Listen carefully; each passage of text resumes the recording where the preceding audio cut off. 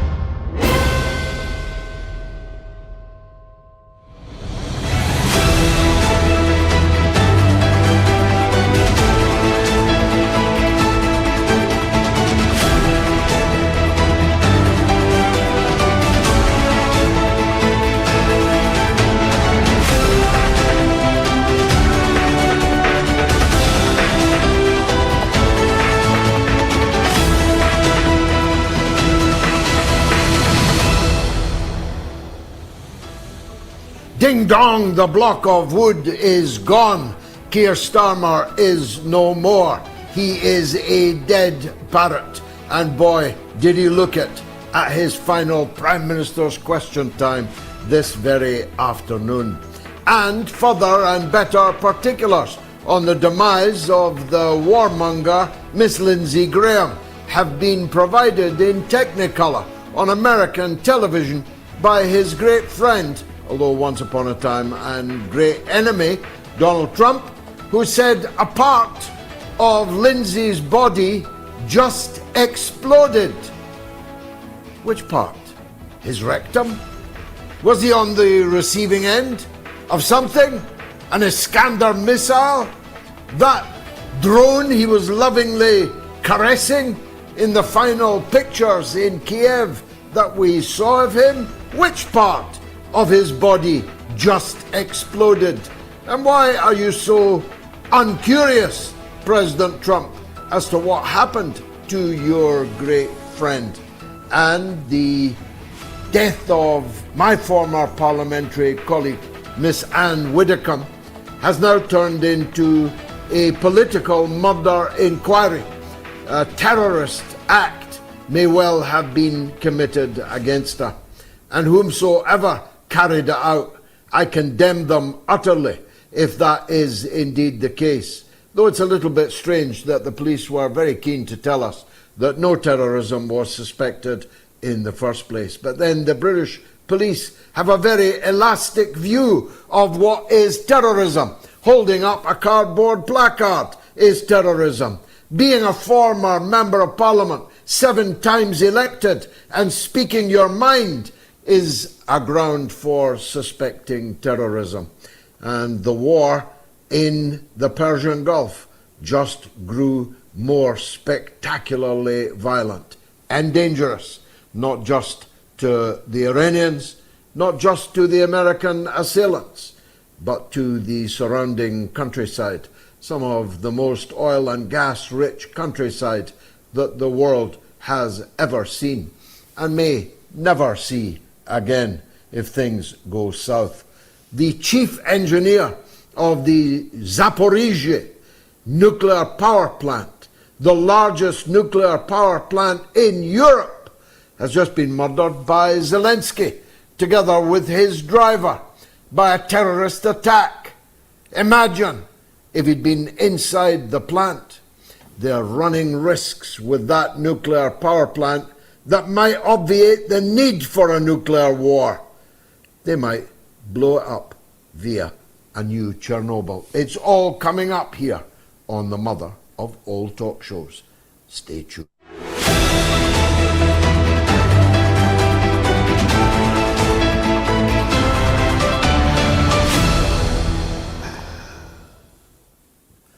It's difficult to know where to start, especially when you've got the great Scott Ritter coming up in 20 minutes or so to discuss the multiple threats to peace and security now present in the world.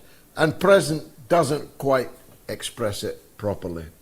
The danger of nuclear war has never been greater. I'm talking the Cuban Missile Crisis. I'm talking every day that we have been discussing the war in Ukraine over the last 4 years. The killing of the chief nuclear power plant shows very graphically the perilous situation that we are in. And as the battlefield unrolls in the disfavor of Zelensky, his preference for individual acts of terror seem to grow exponentially.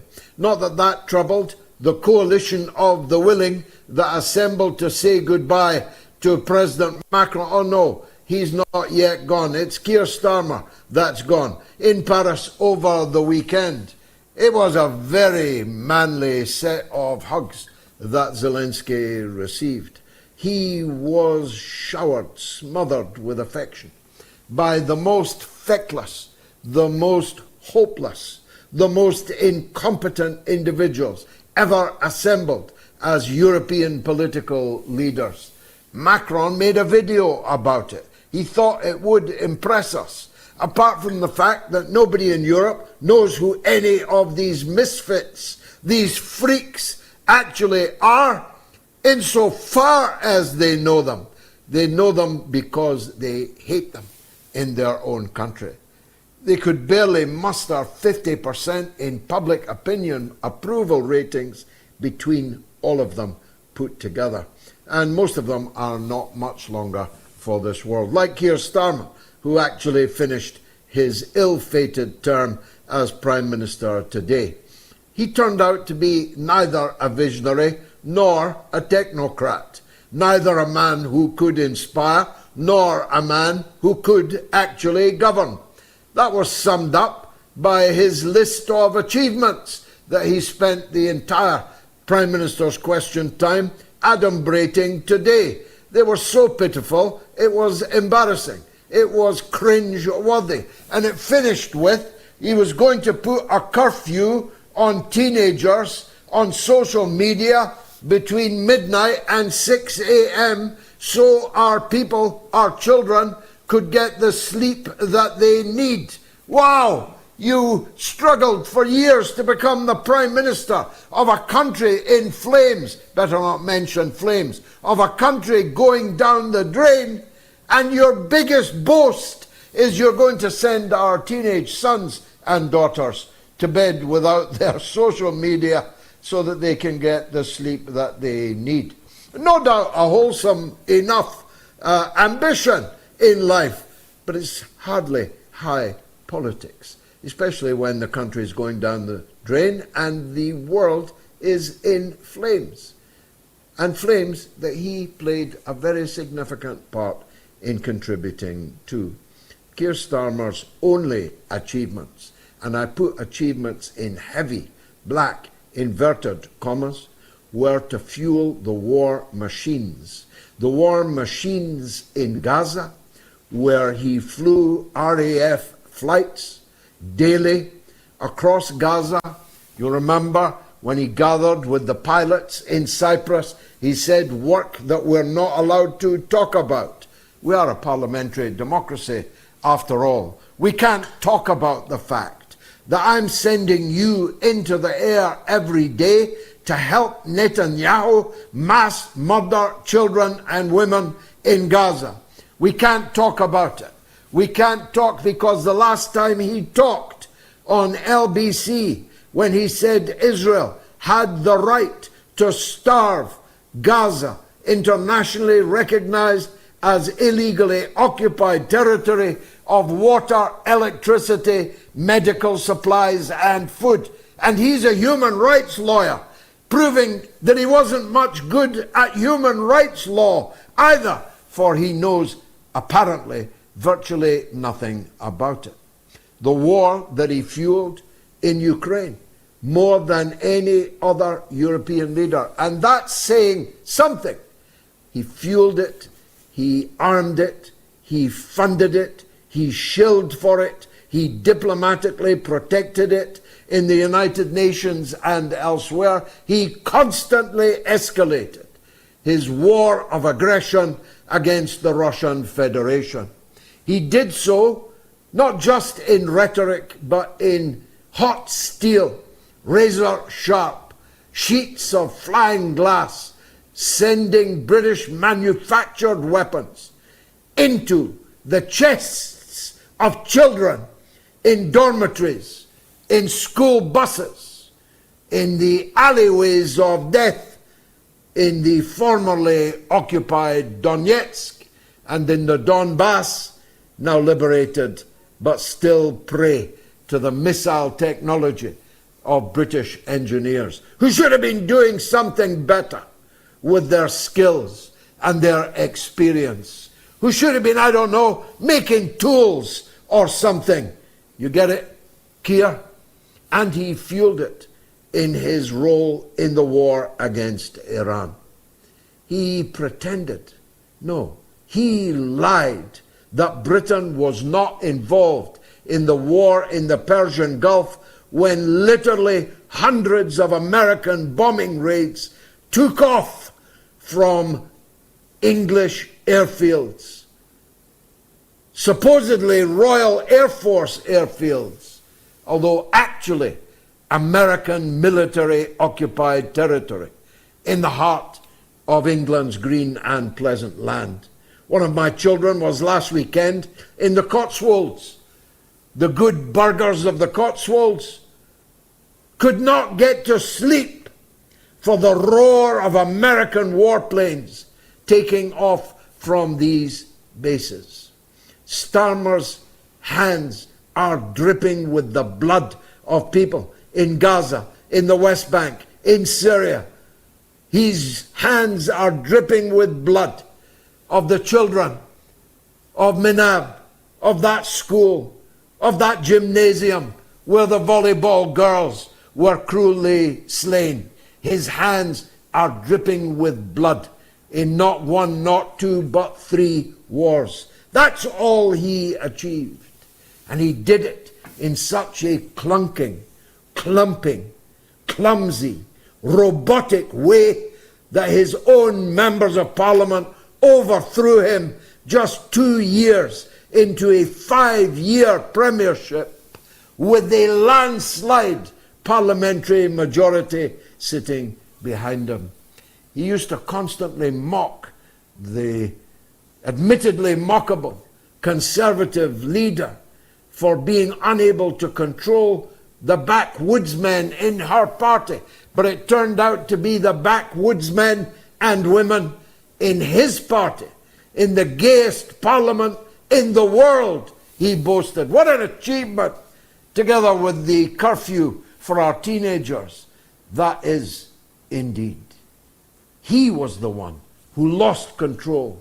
And they had to create a fake by-election in Macclesfield. And then the entire British state had to get behind the Labour candidate to ensure he was elected, so they could have an unelected transition. Yet again, Britain is about to endure its 8th Prime Minister in 10 years. And many of them had not a vote cast in their favour, and this one, Andy Burnham, will be no different. Not even his own MPs will get to cast a vote because nobody is going to stand against him. The entire deep state performed a military-style maneuver to remove one British Prime Minister and impose upon the people a new one. And he has already rewarded them. Where else but behind the paywall in Rupert Murdoch's Times, he told us that national security was going to be his priority as Prime Minister of Britain. National security against whom? Who's threatening Britain? I'll tell you what's threatening Britain. Poverty, decline, deindustrialization, coastal ethnic cleansing, with towns virtually closing down. Places to the north of North London with no hope at all for the future, with no prospects at all for the future. He's announced already that Britain is going to continue to move to a war economy.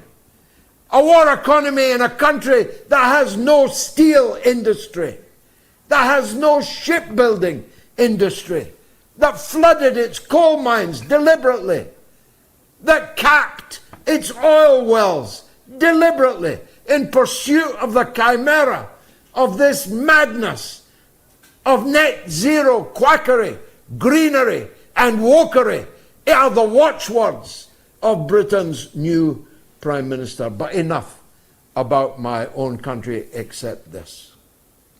Words you never thought you'd hear from me.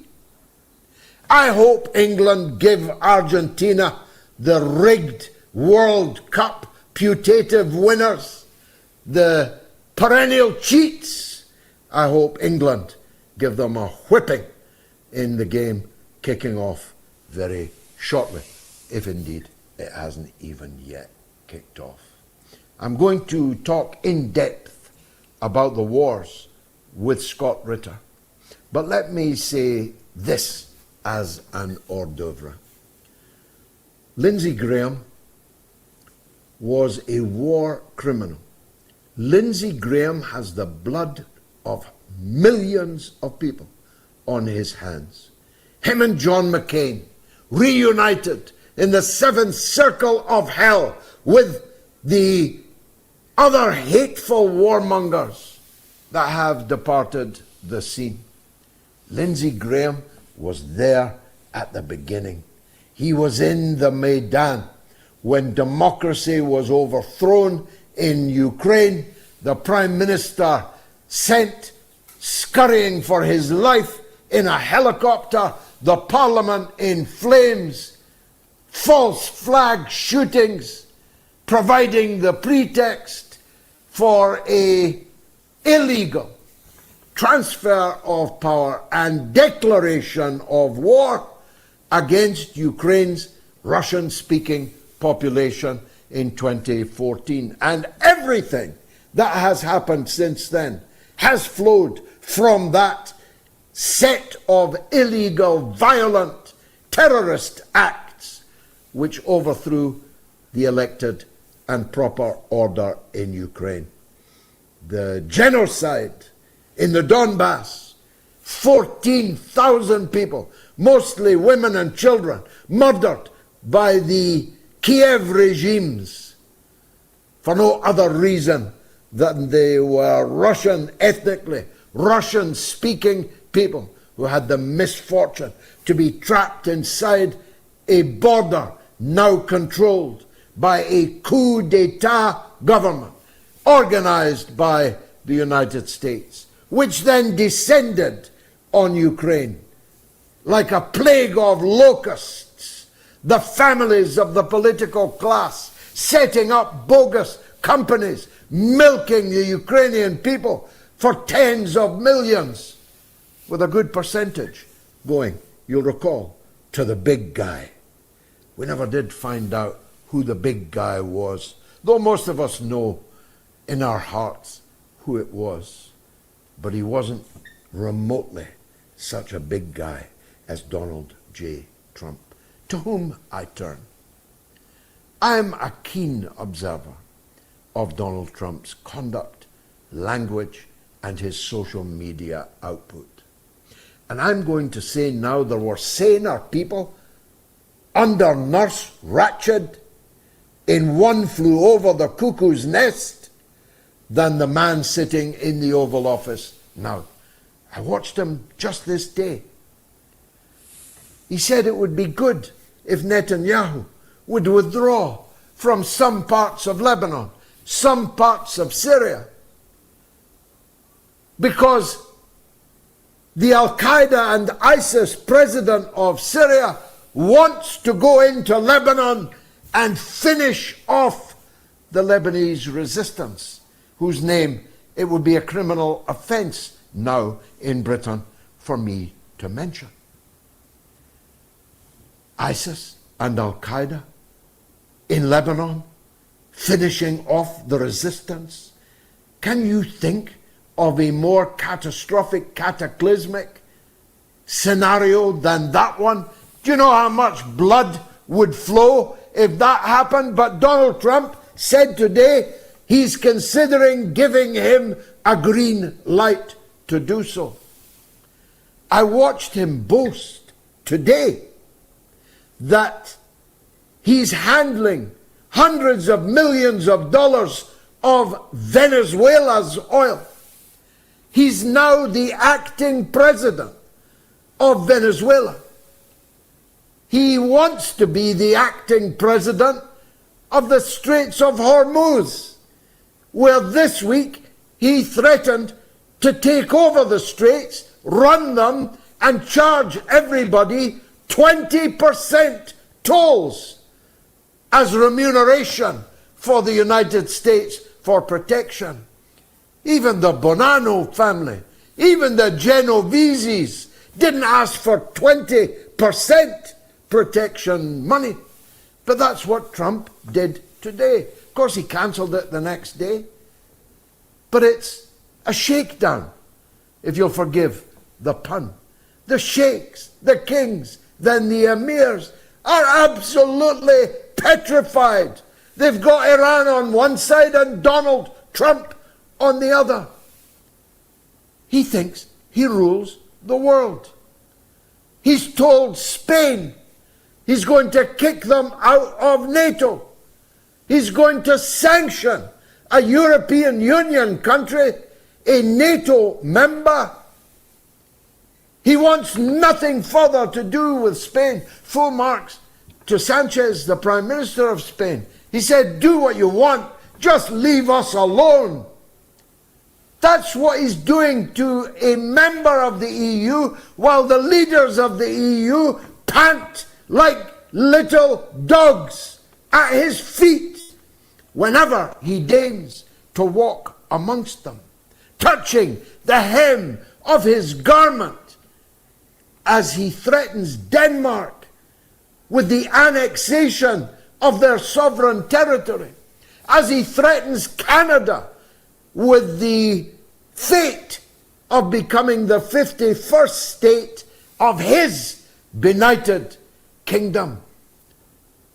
They fought a revolutionary war for a constitution and a republic. And the first thing they do when Lindsey Graham is killed or dies, whichever it was, is appoint his sister. Appoint his sister as the new Princess, Duchess of Carolina.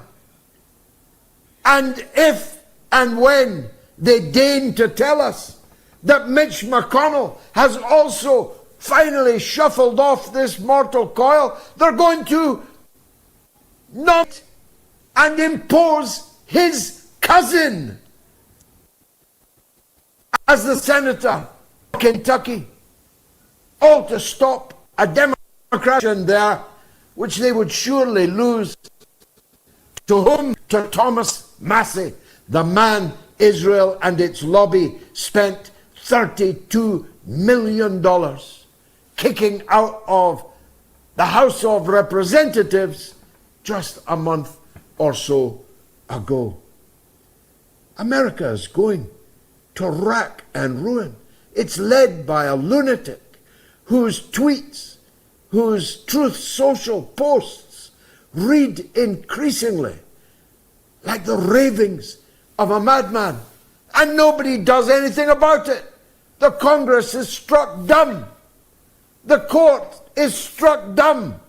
The media is struck dumb. I'll close with this. Today, this day, the President of the United States of America paid $5.6 million to a woman for having raped her. Once upon a time, I don't know, just a couple of years ago, you would have heard no news other than that on your television today. The sitting president of the US, $5.6 million to the victim of his rape. And nobody is even talking about it.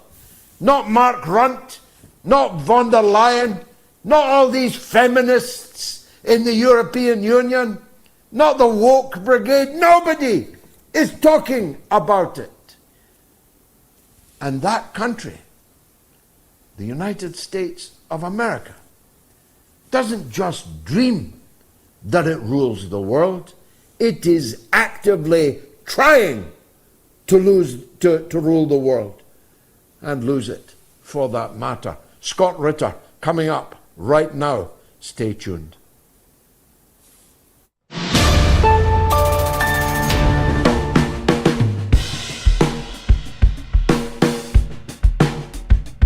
It was set up in 1949. People, an amazing number of people imagine that it was set up in opposition to the former Warsaw Pact formed by the Soviet Union and the socialist countries. But in fact, NATO predated by some years the creation of the Warsaw Pact, which was in fact an answer to the West creating NATO. Now, I've spent, well, literally my whole life, since I was 13 years old, I've been demanding Britain out of NATO, and now NATO is disintegrating in front of our eyes. I don't know when they agreed the permanent membership and the veto system, but the UN is clearly now unfit for purpose. And I have long believed and proselytized for the BRICS and the SCO and the New World Order to establish their own United Nations, because it seems to me that the current UN in New York is, well, completely useless, has hegemony over it, can even decide which member states are to be allowed a visa to come and speak at the United Nations. It's preposterous. I remember I was with Chavez in New York when the US refused to give visas to his bodyguards. But such was Chavez's charisma that he took to the streets of New York without any bodyguards and was hailed everywhere he turned. Such was the magnificence of Hugo Chavez. He walked around the streets of New York to a hero's welcome without bodyguards because the US refused to allow his bodyguards a visa.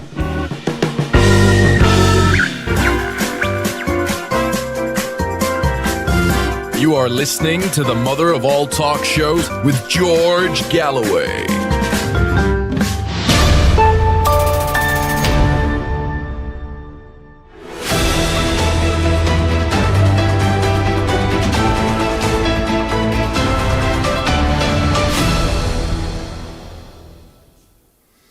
Chuck Schumer appears to fart on the Senate floor while criticizing Trump. He then couldn't keep a straight face or keep it in. Big news, if true. Here's the poll this evening. Is German rearmament a threat to the world? One of my favorite subjects, as you well know. Is German rearmament a threat to the world? 22,000 people have voted so far. Yes or no is the binary question. You can vote on my Telegram, t.me/George Galloway, on my X, on the YouTube community poll, on the YouTube stream. Please subscribe to the channel, or on patreon.com/George Galloway if you are one of the elite. And, well, it's relatively close, actually, so far. There must be a big German lobby voting, particularly on the YouTube community poll. If you want to call the show, it's toll-free in the United States and Canada, +1 844 944 3344. It's free of charge in Britain and Ireland, 0808 196 5522, and the worldwide number 0044 203 966 2625. And just a heads up, from Sunday, the mother of all talk shows is getting a new set of phone numbers. That's very important.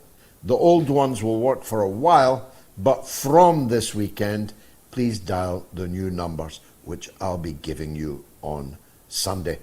Scott Ritter, the man who has helped us through multiple crises in the world and deepened and widened the understanding of ordinary people of military political affairs immeasurably.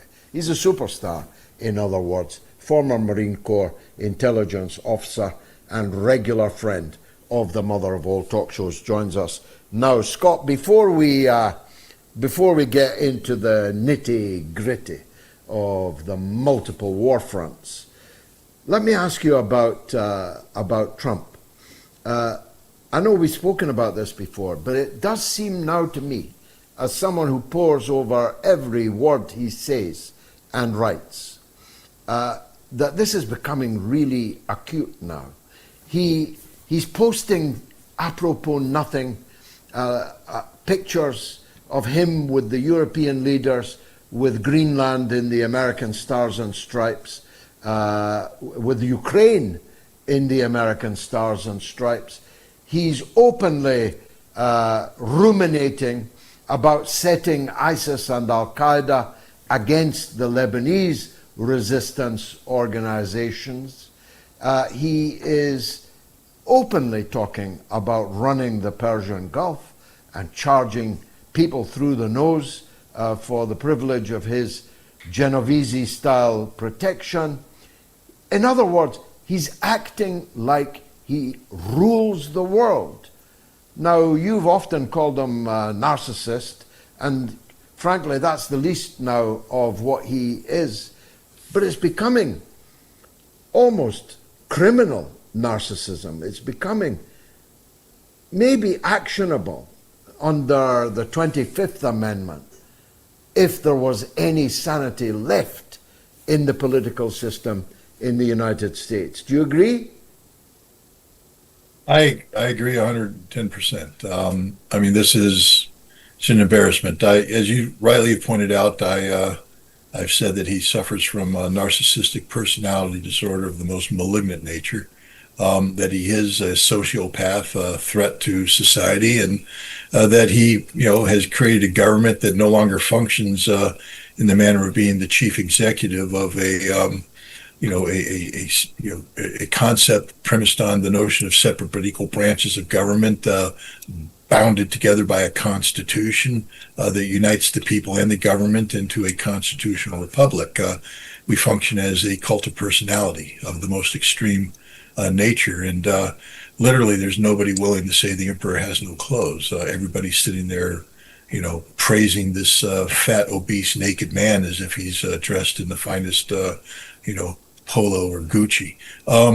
It's an embarrassment, but it's more than an embarrassment. It's a sign of the advanced stage of decay of the American Republic that I loved and continue to love. But the Republic that I love no longer exists. We don't have a nation of ideas premised on the notion that we could be a more perfect union if we just keep working toward, goals and objectives that we all share.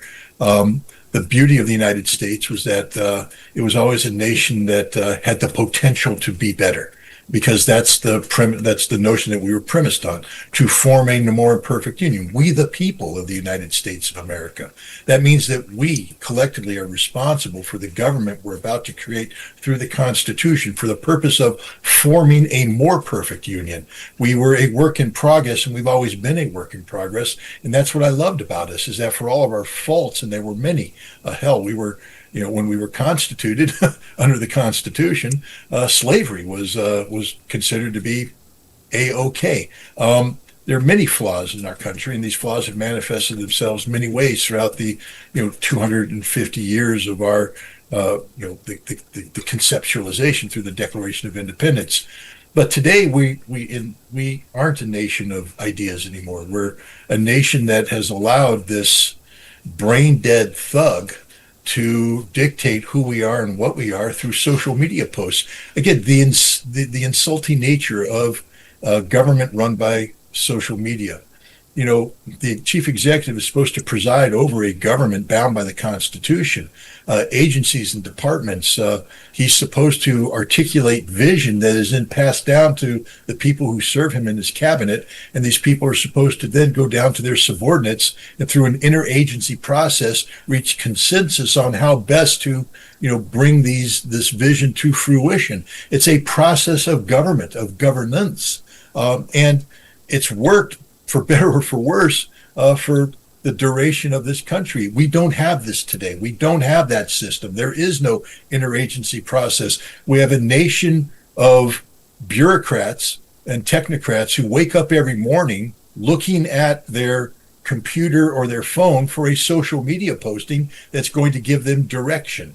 We're a nation that has allowed itself to devolve into continuous chaos, and the people that we elect to govern us, their job is now to control chaos, to manage chaos. That's no way to do business. And sadly, that's where we are today, and it's because of Donald Trump. He is the greatest single threat to the constitutional republic and the American people that has ever existed.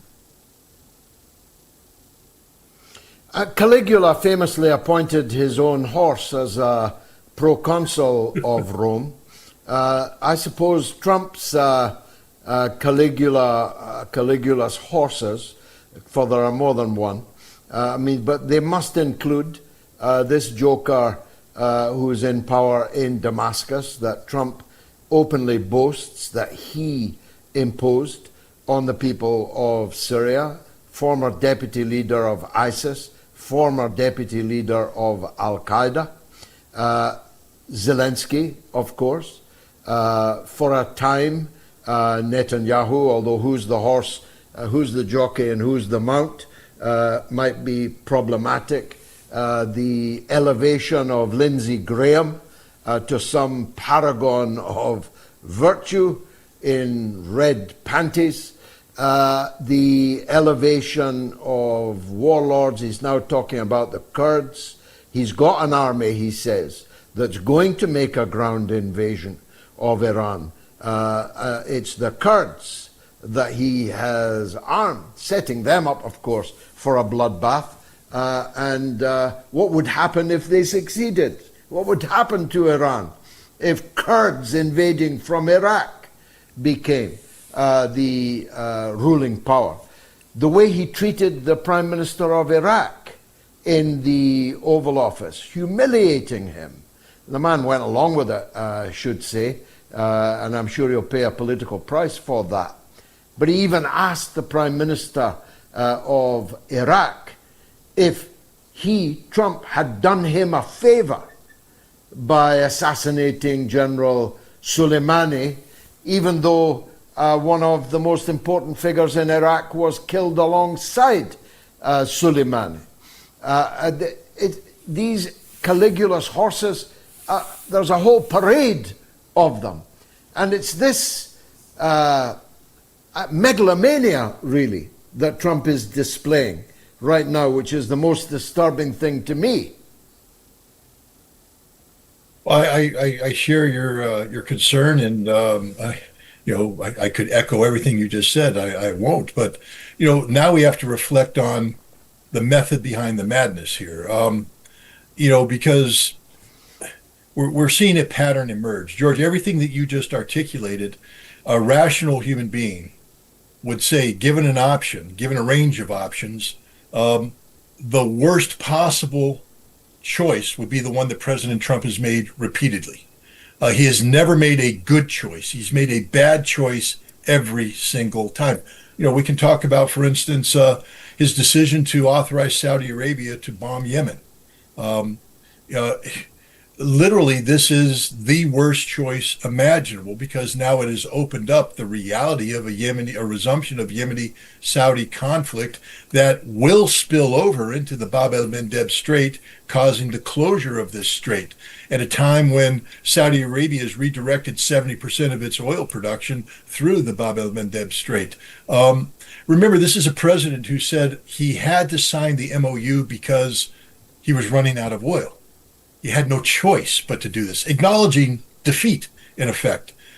We have J.D. Vance acknowledging that the MOU was always a charade, simply to buy time to get more oil. So we're getting a clue as to what's going on with this president. He is creating chaos deliberately. He is literally going to, because the reality is the United States today, as you rightly pointed out, we want to be the global hegemon, but we're incapable of being the global hegemon. We lack the resources to actually govern and rule and direct using normative standards, where the person calling the shots is the person who can best influence the situation. The United States has lost the ability to directly influence rational, unfolding situations. What we can do and what we are doing is managing chaos. And so Donald Trump's job right now is to engender as much chaos in the world. Everything he talked about, there's no chance. You know this, George. There's a snowball's chance in hell of the Kurds putting together a force capable of invading Iran, let alone overthrowing the regime. What will happen, though, is that by attempting to do so, articulating this, there will be further chaos, not just with Iran, but in Iraq, spilling over into Syria, spilling over into Turkey. And this is what Donald Trump wants. He cannot, on his own volition, with the resources available to him, dictate outcomes. What he can do is mandate chaos and then seek to control chaos. It's much easier to control chaos than it is to impose order. And this is what this narcissistic madman has done, because the only way he can continue to be a force of relevance in the world is to make the world dysfunctional, so that he can then be seen as pulling strings that don't matter. Who cares if he says that Jolani is a tough guy, a good guy? We know who Jolani is. The point is, Donald Trump has become a literal joke, because the world, the serious world out there, knows that every time he says something, the reality is the exact opposite. Nobody respects this man anymore. Nobody respects this man anymore. But they need this man, because the United States is the only nation in the Western world capable of controlling the chaos that we created. But look at Russia, look at Iran. They despise us openly. They recognize that we cannot be dealt with rationally. Russia has declared that Donald Trump is emotionally unstable. Emotionally unstable. That means that they can't predict anything he's going to do. Is this something the average American should be proud of? And the answer is hell no. Hell no, and a very dangerous state of affairs. Let's run through the wars then, Scott. What's happening right now in and over Iran, and what do you think is going to happen next? Well, again, I just ask people to reflect on the fact that this isn't the first rodeo. We started a war back in February 28th that ended, I believe, on April 8th. It was 39 days of conflict that we lost, we being the United States. And we lost it for a number of reasons. One, we weren't able to impose our will on Iran. We sought to collapse the regime by murdering their supreme leader. This failed. We sought to, eradicate their ability to launch ballistic missiles through direct to kinetic intervention. This failed. We sought to control the flow of oil by seizing control of the Strait of Hormuz. This failed. Every military objective, every political objective failed. And ultimately, we were compelled to seek a ceasefire because we ran out of ammunition. I just want to remind people that the United States of America, the greatest military power on the planet that spends $1 trillion a year, ran out of ammunition. We ran out of the ability to carry out long-range strike, and we ran out of the ability to do precision intercept. So we had to call a pause. Now, we've taken the time to not just rebuild our stocks of oil, but to also strip bare our defenses elsewhere and the defenses of our allies to re-up the arsenal that we're using against Iran. But the reality is we haven't reconstituted our strength. Donald Trump speaks of 3 weeks of military action. This, I believe, is the totality of our capacity to sustain military action against Iran. The first week is ongoing, haphazard strikes to make a point, sort of a shock and awe. It's going to fail. Next week, he's going to escalate, according to him, to take out energy production facilities, the power plants, bridges, etc. This will fail. And then the third and last week is, of course, to hit energy production facilities. But, these swords that he's wielding are double-edged swords. The moment we see right now, Iran is delivering more harm to American military assets and regional allies than we are inflicting on Iran. Their ballistic missiles are doing more harm to us than we're inflicting on them. Now, this is somewhat speculative, but I can say this with the confidence of knowing that 39 days of aerial bombardment of Iran didn't accomplish anything meaningful. Iran has fully recovered, and now we're coming in and we're trying to repeat the same scenario over again. Einstein said the definition of insanity is seeking to do the same thing over and over again, expecting a different result. We're insane trying to do this. Now we're going to move to energy production, meaning the power plants. Does Donald Trump not understand that Iran will respond by taking out the power plants of our regional allies? What happens right now, the temperatures are through the roof in Dubai, Abu Dhabi, in Kuwait City, and Manama, and elsewhere. What happens when they lose the ability to produce the power that gives them the air conditioning? What happens if they take out desalination plants? You've basically made these major cities unlivable. And that's just the beginning, because if we then escalate to take out Iranian power production, oil and gas production, Iran will respond by totally decapitating the energy production capacity of the Gulf Arab states. And people need to understand that this is an extraordinarily dangerous thing. The world needs the energy coming out of the Middle East. It's 25% of the world's energy. Now, people say, well, there's 75% out there. But the world doesn't work in terms of 75%. The world functions as a 100% calculation. And if you start disrupting oil, it doesn't just mean that higher gases. It's not just about gasoline and diesel. This is about producing fertilizer that's used to feed the world. The sulfur that comes from, sour oil, the ammonia that comes from the processing of oil. These are used to create fertilizers that much of the developing world must have to make crops viable. We've already disrupted. There's going to be a global impact that will affect millions of people because of Donald Trump's decisions. And now he's getting ready to shut everything down again. This will affect hundreds of millions of people. And we're talking about the potential of tens of millions of deaths. And if we go through another cycle, it becomes literally exponential, meaning that, the damage done, we haven't recovered, and the damage, it takes less to do more damage going down. There is the chance, if we get a total disruption of Middle East energy for a period of time that falls into the fall of this year, that tens of billions of people are going to die of starvation, hunger, etc., because there will be no food for them. This is what Donald Trump is doing. This is the insanity of the moment that people need to pick up on. And the world needs to start shouting, because if Europe's sitting there being deaf, dumb, and blind to the crimes being committed by the United States, what happens, George, when Africa goes under? When the Sahel, when West Africa loses the capacity to produce food and tens of millions, hundreds of millions of people start a compelled migration because they have no choice. They're dying. They're starving. There's no food.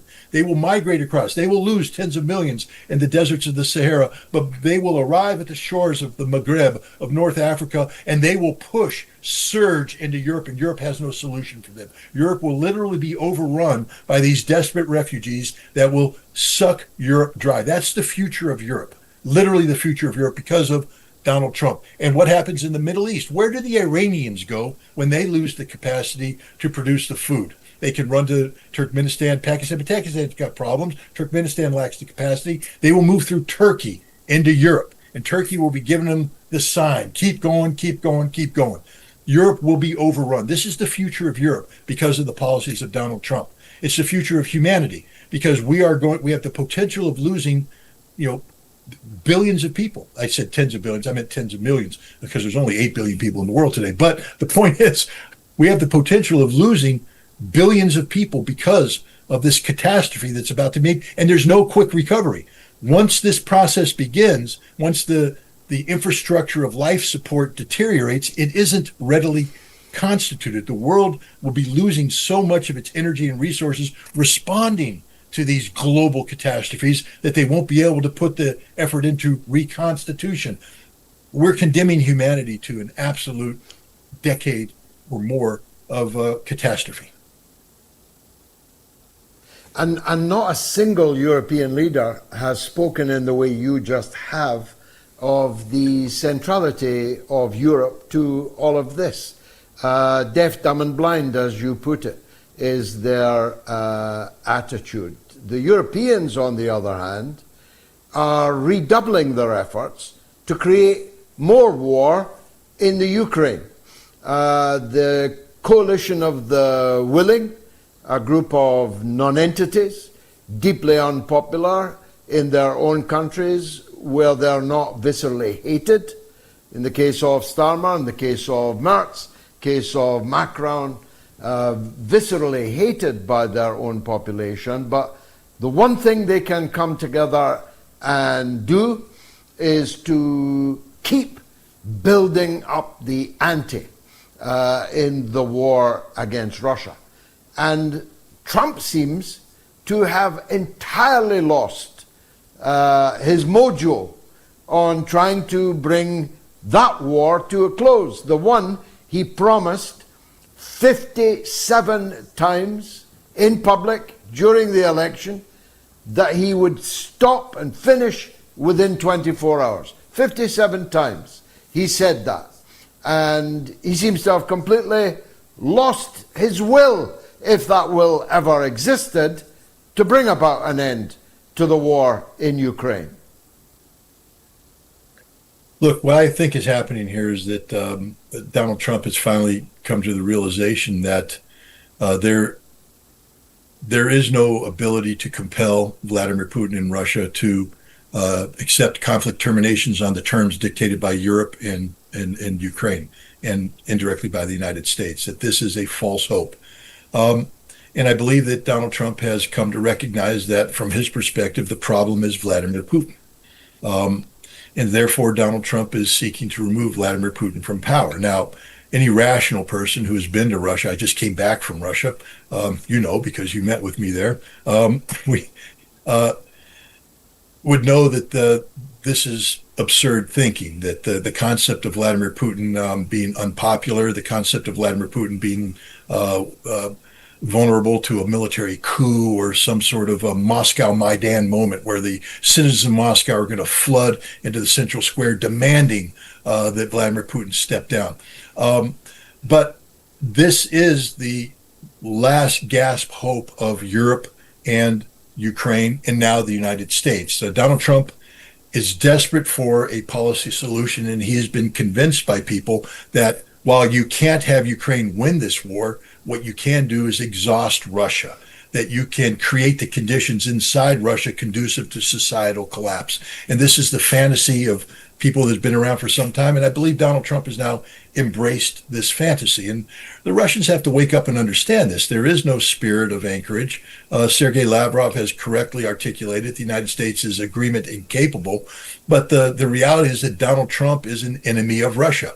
There is no potential friendship. But now we come into a concept that I'm developing. I call it hybrid diplomacy. In normal diplomatic interaction, you would shut the door. You would say, we can't deal with this, because diplomacy is about, a process that's based upon tact and certain respect for, mutual beneficial stuff. Of course, you negotiate to get the best relationship for you, but there has to be a process where both parties have a buy-in. Today, with the United States, there's only one buy-in, Donald Trump's buy-in today. But remember, the Russians said that he is emotionally unstable. And so now the Russians will simply wait, just like the Iranians will, where one day they'll wake up and Donald Trump will send out a social media post, just the opposite. We can sit here and talk about what Donald Trump said today. But George, that in a week, he could say the exact opposite. And this is what the Russians are waiting for. Not that they're going to believe what he says then, but that will create a window of opportunity for them to, complicate the picture for Donald Trump, inject new ideas, maybe get Kirill Dmitriev to sit down with Witkoff and Kushner and talk about tunnel diplomacy. And suddenly Donald Trump will be speaking about Russian rare earth minerals and the need to invest in Russia. And it buys a window of time until the next time Donald Trump wakes up and decides that Vladimir Zelensky is the epitome of democracy, the Ukrainian version of George Washington that must be supported until death do us part. And it's this kind of fluctuation. Anatoly Antonov, the former Russian ambassador, when I asked him about the 2024 election, I said, "Who do you want to win?" He said, "We're not going to put a name to it. We want the candidate that gives us the greatest predictability," meaning that we want somebody who is predictable. The outcomes are predictable. We can build policy based upon predictability. Instability, it's impossible to formulate effective policies, and that's where the Russians are right now. They're a hostage to the psychological vacillations of this deranged being in the White House. And they, like everybody in the American government, wake up scrolling social media to see what the hell the lunatic in the White House has posted today, and then they have to create policy to respond to that. And believe it or not, I'm in China, believe it or not, these are not the only wars they're planning. I was just watching General Kellogg talk about what a great investment the war in Ukraine is, because it takes one party off the table, allowing us to concentrate on China. And the Chinese are being set up, I'm convinced, in the Philippines, not Taiwan. The Philippines is being constructed, the South China Sea, over unpronounceable islands unknown to man outside of the area. They are creating a casus belli in the Philippines as the new Ukraine, as the Ukraine for China. Talk about chaos. They can't even beat Iran, but they plan to have a war with China? What madness is this? It is madness. But let's reflect. You have a poll question, and I'm going to get to that in a second. Should we be concerned about the rearmament of Germany? Well, here you just postulated the question, should we be concerned about a Philippine-U.S. military relationship does it pose a threat to China?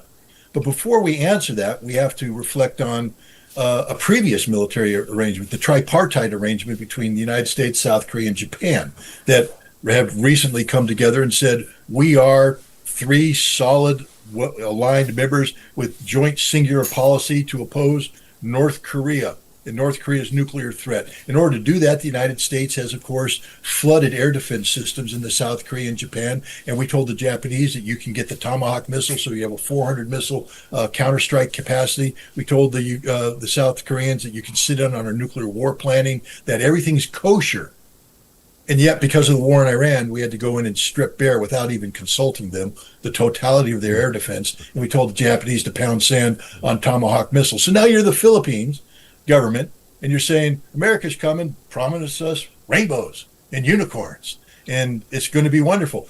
The United States can't deliver on anything. What weapons are we going to send to the Philippines? We have sent everything to Iran, and in 3 weeks, we will run out of ammunition. There is no capacity. So now the Chinese, who aren't stupid, are looking at this saying, we hear bad rhetoric, but the reality is the United States has zero capacity to act on this. Just like we hear out of Germany, how they're going to rearm. I mean, hell, we just had a former German defense minister tell the Russians, not only are you going to lose Crimea, but you're going to lose Kaliningrad. Germany wants Kaliningrad back, they said. And they're talking about tripling the size of the German army and all this stuff. But the fact is, Germany has zero capacity to do any of this. There is no military capability in Germany to do anything they talked about. They lack the capacity, the industrial capacity. 60% of the manpower in Germany says we will not fight in a war, even if we're invaded, which means that Merz would have to do conscription. If you want to watch the German government collapse quicker than a house of cards in a tornado, try to do conscription right now as justification for taking Kaliningrad back from the Russians. It won't fly. There's zero chance that Germany will rearm, just like there's zero chance the United States will have a meaningful military relationship with the Philippines. And lastly, believe it or not, the Board of Peace hasn't met, has become bored of peace. Nobody knows where the money went. The Israelis are about to pack the remaining 2 million or so Palestinians in Gaza into what Haaretz described as the most humane concentration camps the world has ever seen. I don't know if they meant it ironically or they were being serious, but that was what the paper of record in Israel brought us, with a picture of these hutches, rabbit hutches or hen houses that they were going to somehow pack millions of Palestinians into prior to the world accepting them as refugees. Netanyahu looks to be in deep trouble in the coming Israeli elections in October, I think. Ben Gvir is currently ahead in the opinion polls. The war is still raging in Lebanon, in Syria. The Middle East track, never mind the Persian Gulf, never mind Central and Eastern Europe, never mind the South China Sea, the good old Middle East, the Levant, is still a powder keg waiting to explode, isn't it? 100%, and it's just going to get worse for the poor Israelis. We go back to Donald Trump and his 3-week plan. And what happens at the end of the third week when we've launched everything, we have nothing left, we've blown up energy production, energy power generation, and the Iranians have responded in the Persian Gulf's in chaos. Does the United States just walk away? No, we activate phase 4, where we give Israel the green light to resume operations against Iran. And Iran will, inflict horrific harm on Israel. This is the chaos that Donald Trump is seeking to generate. I don't know where Israel thinks they're going, but I do know this. If you build a concentration camp and you put rabbit hutches in there, you might as well name it Auschwitz, Dachau, and any of the other names of the death camps, because that's what it's become. And for Israel to go down this path means that they've totally lost the script. Now, we know, you and I have known they've lost the script a long time ago, but to go down this path, it makes it impossible for anybody to articulate anything rational that Israel has a legitimate right to exist. I believe that Israel is working itself into non-existence. I don't know the methodology of their death, but I know that Israel as a nation state will die, and will die soon, because of people like Ben Gvir, because of the horrific governance policies of Benjamin Netanyahu, and because of the indifference of Donald Trump.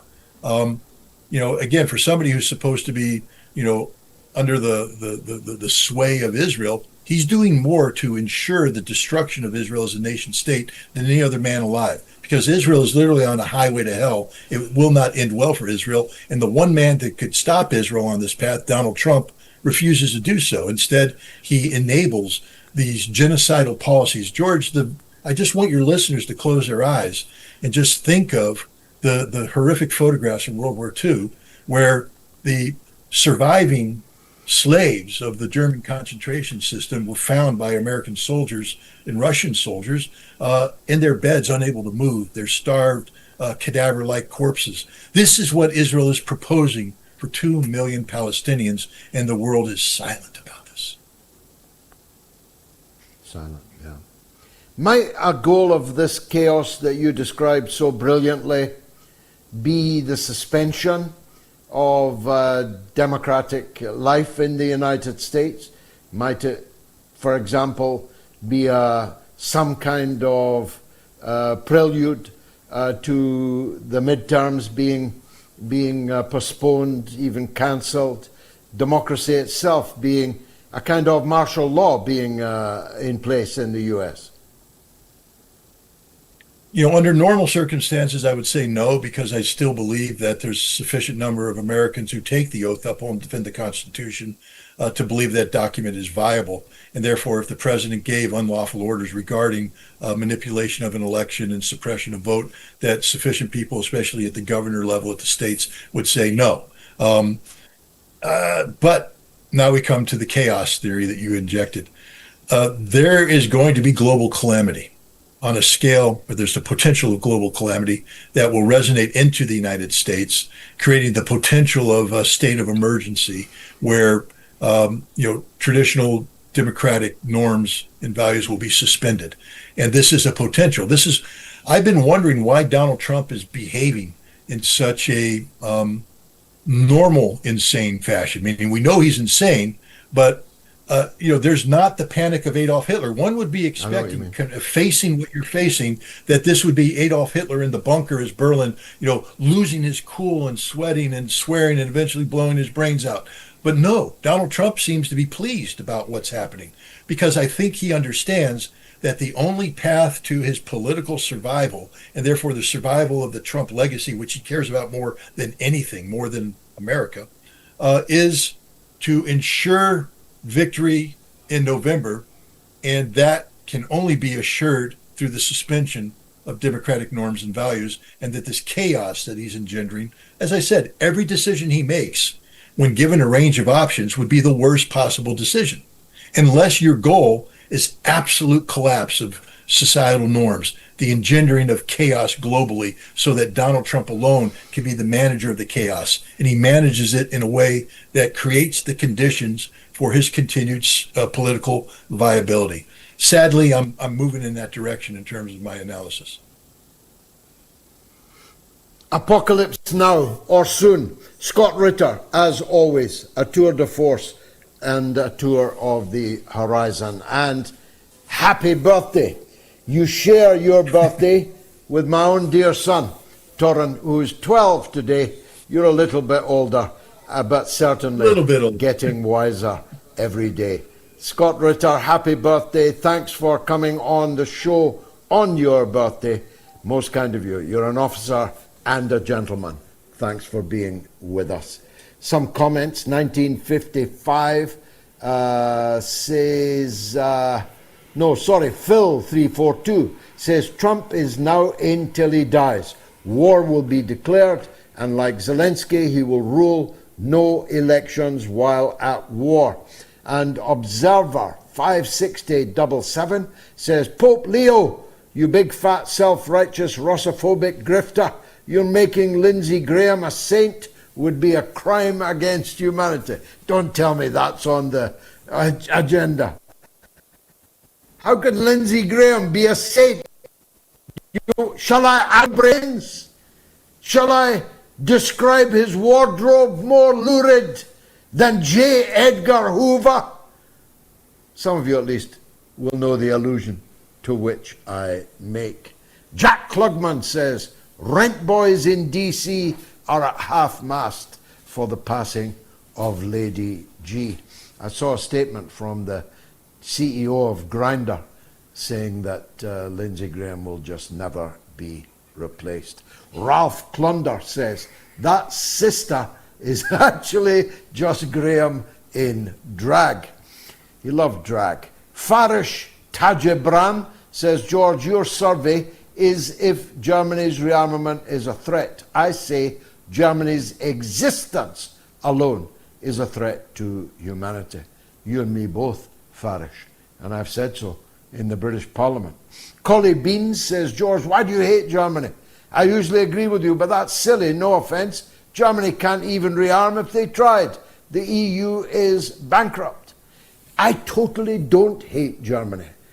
I love German people. I had dinner with a German gentleman, an officer and a gentleman, last evening here in China. One of the most significant people in my whole life, a man called Uwe Brandt, a former director of Mercedes-Benz, a Berliner, a former German prisoner of war, one of the most important friends I ever had. I love Sarah Wagenknecht and the BSW. I don't hate Germany. I hate the German state and its propensity to revanchism and to a resurgence of fascism. That's what I hate. And that would have been avoided if you'd taken my advice and refused to allow the reunification of Germany. In fact, in 1945, there shouldn't have been two Germanys. There should have been 22 Germanys. Germany should have been broken up into its constituent parts before they were united by the Bismarckian Revolution. Because the history does not lie. Germany invaded France 3 times in 70 years. 3 times they invaded their neighbor, France. It's inevitable. And when Germany faces economic ruin and social division, anybody remember the Weimar Republic? Anybody remember the chaos in Germany and what it led to in 1933? It's not that I hate Germany. It's that Germany is too big, too potentially powerful as a military power to be allowed to rearm. And here's something else. Germany is forbidden to rearm by the surrender terms that they signed in unconditional surrender in 1945. And any of the victor nations, any of them, is entitled to invoke that very breach of the surrender terms and to take action to restore order as designated by the surrender terms in 1945. I had this argument with Andrew Neil, the guru of the BBC at the time, when he was extolling German plans for rearmament. How could someone of his age and mine go so calmly into that kind of nightmare again? Eve is in Florida and he wants to react to Scott Ritter's interview. And Eve is always worth hearing. Eve, welcome back. Go ahead. Hello. Yes, I thought that what Scott was saying was very profound, and I would like to comment it and say a little bit mathematically what he said.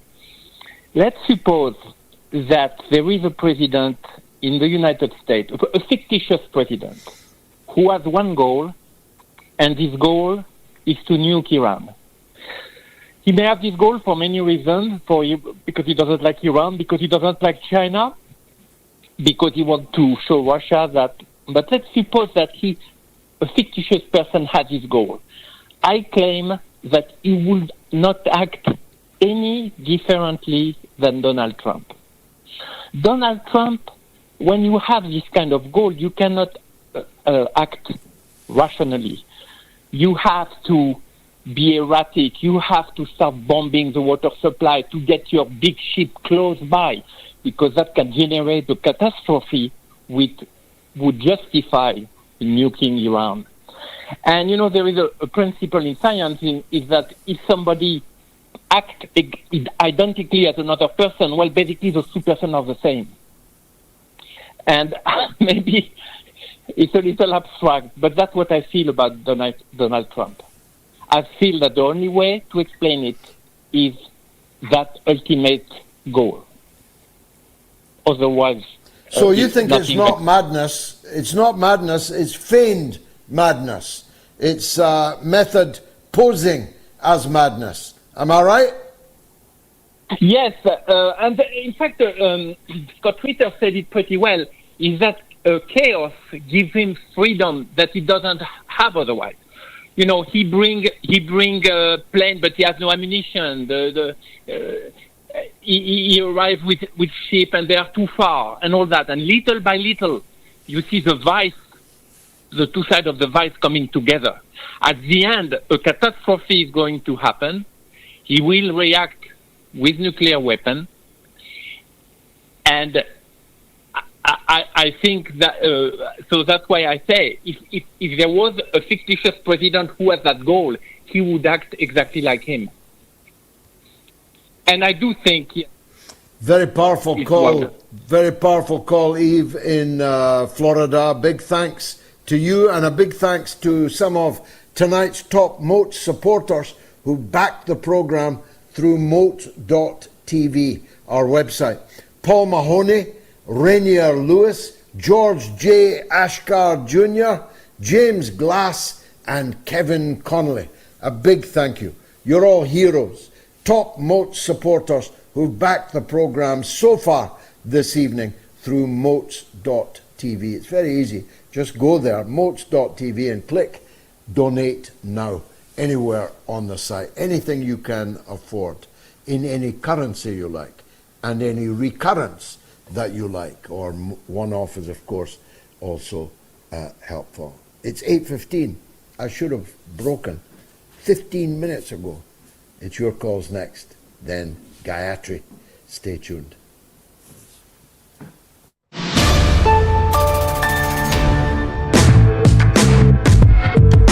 I never like the formulation. They used to say it in relation to Russia, good czar, bad advisors, that the leader could be given some ability to act as he would like to act, not hemmed in by malign forces, then everything would be better. The truth is, we don't know for sure, but Donald Trump gives me all the reasons I need to believe that he is running the show. He's running it in an extraordinary, contradictory and haphazard way, reckless way. He's running it in a way which faces multiple directions at the same time.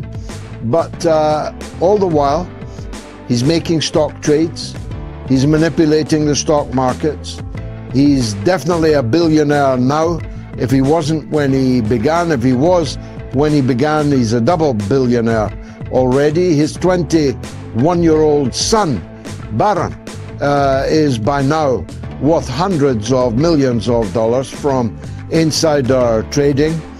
He is able to move the American state machine and its military wherever he points it.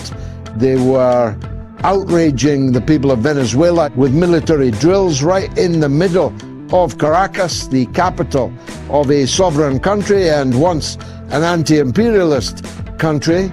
They are moving naval assets in the direction of Cuba. He is picking his adversaries, and with remarkable determination. He never lets one go. Just when you thought he's forgotten about one theatre, there he is back like a dog returning to its vomit. So I'm not ready to cut him that slack by implying that it's somebody else's fault. This is on Trump. The buck stops with him, and the bucks are flowing in to him.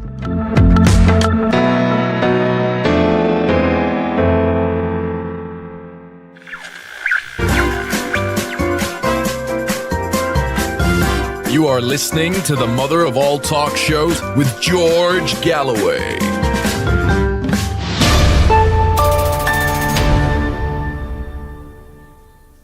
This poll is raging now. Is German rearmament a threat to the world? Well, on Telegram, 24% say no. And on X, Elon Musk doesn't allow many people to vote on X, and he carefully considers who is going to be allowed to vote on X. 33% say no. On the YouTube community poll, 40% say no. What's that all about? And the YouTube stream, 24% say no. But the advance guard on patreon.com/George Galloway, only 8% say no. And remember, as I told you earlier, from Sunday, the mother of all talk shows is getting a new set of phone numbers. The old ones will work for a while, but from Sunday you should start dialing the new numbers. I'll give you them on the show on Sunday, God willing. Paul is in Liverpool on Russia and Ukraine. Go ahead, Paul. Thanks, George. Once again, brilliant podcast, excellent information you're portraying to people. I'd just like to bring up the American Scott Ritter. Now, I would keep my eyes on the Poles have just signed a defence agreement with Ukraine to shoot down Russian missiles over Ukraine. And obviously, Scott Ritter, he's an expert in weapons, he's an expert in geopolitics, and I believe that's a flashpoint, George. You think about it, you've got Trump starting wars in the Middle East, and then you've got his European little diddy men playing war against the Russian Federation. Now, I believe Ritter wholeheartedly, at some point, Putin has got to take the gloves off and he's got to hit back, because you can't have drones going into the Russian Federation killing Russian people. It's not funny, George. People think this is some sort of a game we're playing. What they don't realise is, ultimately, war is a continuation of politics by other means. That was Von Clausewitz said that. But that was in the the pre-nuclear world.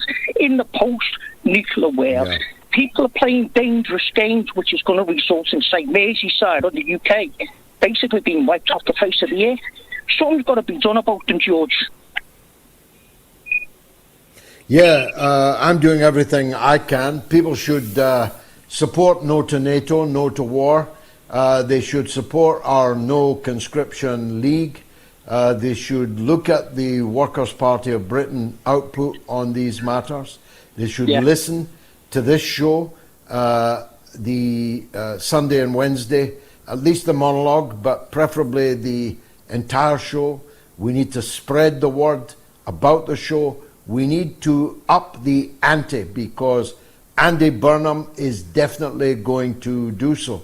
And I'm doing this from China. I couldn't do it from Britain. I would be facing by now the knock on the door at dawn, and the plugs would be pulled. I'm talking to you from exile. That's how bad Britain has become. I'm not allowed, on pain of arrest, to voice a positive word about an organization which is part of the Iranian armed forces, which has just been proscribed by the British government. Proscription, fine. Okay, it's your right. You don't allow them in your country. You don't allow them to proselytize or fundraise or whatever in your country. That's your right. But my right as a free-born citizen of my country is to express any opinion on world events that I see fit. But I can now not do that. I already couldn't do it in relationship to the Lebanese resistance. I cannot do it in relationship to the Palestinian resistance. I may well, if tried, not be permitted a jury trial. I may well, if arrested, face the trials of the other organization whose name I'm not allowed to mention, who you get arrested if you hold up a placard mentioning them, where the process is the trial, because they know that a jury will never convict, so they keep you for 12 months on remand in a prison. Me with my pacemaker and my heart condition at 71, nearly 72 years old, being kept in a prison on remand? No thanks. I'll speak freely here from China, whether Andy Burnham likes it or not. And your job, my dear brother, and everybody else listening to me in Britain, is to make sure that people are listening, to make sure that people are paying attention, and that I'm not just shouting into the wind. Now, the podcast, you can download the Moats podcast right now by scanning the QR code on your screen. You can also listen to the weekly podcast at moats.tv. Once you've listened, please rate it. It's very important. This week, my favorite bit, the podcast is in the top 10 for politics. Listen to this. In Nigeria, the United Arab Emirates, the Gambia, and in the top 30 for politics in Egypt, Liberia, Brazil, and Panama. Donna, a big thanks to you as always. Thanks to every one of you who watch, listen, and subscribe and share Moats. Your continued support helps the podcast reach new audiences every week. There's a legend on the line, Terence in England, in Reading. He wants to talk about a very odd thing. Even in his way going, Keir Starmer used these precious last minutes to talk about what? Anti-Semitism. Seriously? How did it play with you, Tel? Good evening, Mr. Galloway. I trust you and yours are well. I find a little bit of continuity. You've mentioned Jaime Burnham, the very forthcoming new unelected Prime Minister after the last one, clearly charmless. But what clearly charmless did was leak out that over the next couple of years, a quarter of a billion, yes, in The Guardian, £250 million, be set aside for British Jewish people to try and keep their security a lot tighter, make sure they're protected. Now, then I got thinking, what about the Muslims? If you're a Muslim, you're a rapist. If you're a Muslim, you're an immigrant. If you're a Muslim, you couldn't possibly be a doctor in the NHS. If you're a Sikh, same rule applies. It used to be, as Benjamin Zephaniah said, the Irish had a colour all of their own, and they were probably the most racialised people in England. Not so much in Britain, the Celts being what they are. But I'm perplexed as why 250 million, a quarter of £1 billion, is going to be earmarked to protect British Jews. Now, I got a few British Jewish friends, and they are spot on. The truth is the truth. You won't get around it. You won't bend it or twist it. But I'd like your opinion on that. Simply 100,000 Jewish people in Britain.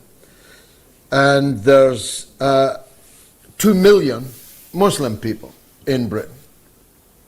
There are Roman Catholics in Britain who have to, or in the United Kingdom and Britain, who have to endure annual marches of racial and ethnic and religious supremacy through their neighborhoods, in front of their churches, and so on.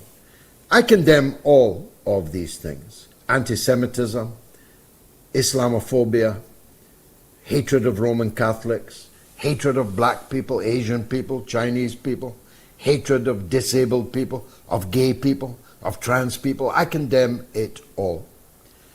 But there's a certain and obvious disproportionality, not just, as you've pointed out, in the budget for combating hate against all these other groups, much larger groups, and much more